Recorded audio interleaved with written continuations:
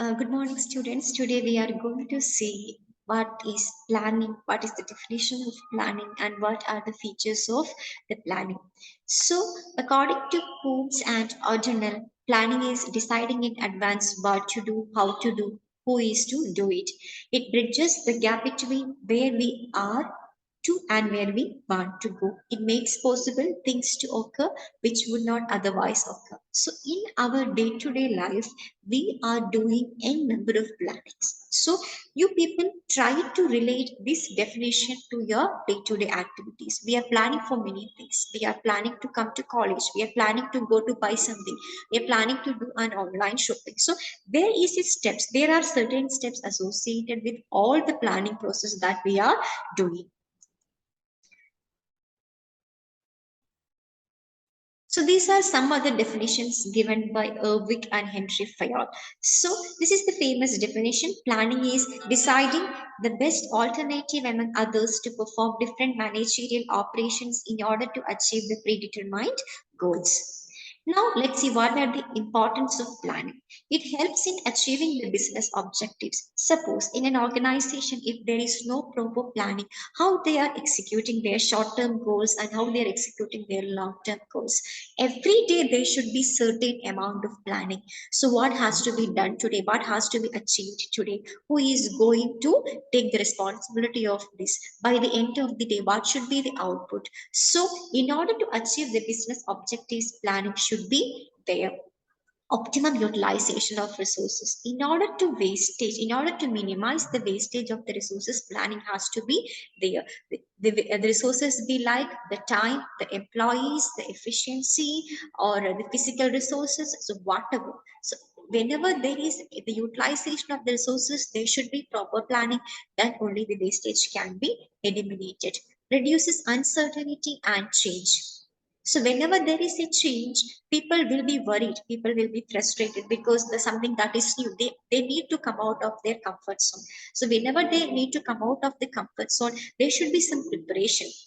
If people are not prepared, people will be worried, people will be frustrated. So in order to avoid this frustration and uncertainty, there should be proper planning. It helps in the decision making also. So there are different alternatives for the solution of a problem. In order to pick the best out of that, in order to pick the best strategy, so there should be a proper planning. They should see the cons and pros of different solutions, and whichever is having the highest benefits, that has to be picked up.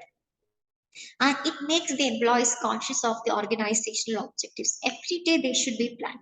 Then only the employees of the organization will be in track with the organizational objectives. And there should be proper planning in order to in order to make the employees planning and the organizational planning are in the same line. It helps in coordination. It helps in coordination. So people might be doing different things in an organization. There should be coordination between the different departments of the organization. So there should be proper planning when the coordination needs to be properly executed. Then it facilitates control. How it facilitates control?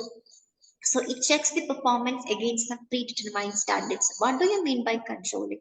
Checking it with the predetermined, checking the activities or checking the actions with the predetermined standards. For that, planning is required. Economy, effectiveness of all other functions of the management. For that also planning is required. So these are the characteristics or the features of planning. It should be goal oriented. Whatever planning is done by the organization, it should be goal oriented or it should be future oriented. Planning is looking ahead. We are looking to the future. What is needed in the future? So that has to be planned and then executed. It is an intellectual process. Planning needs expertise. Planning needs intelligence. Planning needs efficiency. It involves choice and decision making. There might be different alternatives. From that, the special or the best has to be picked up.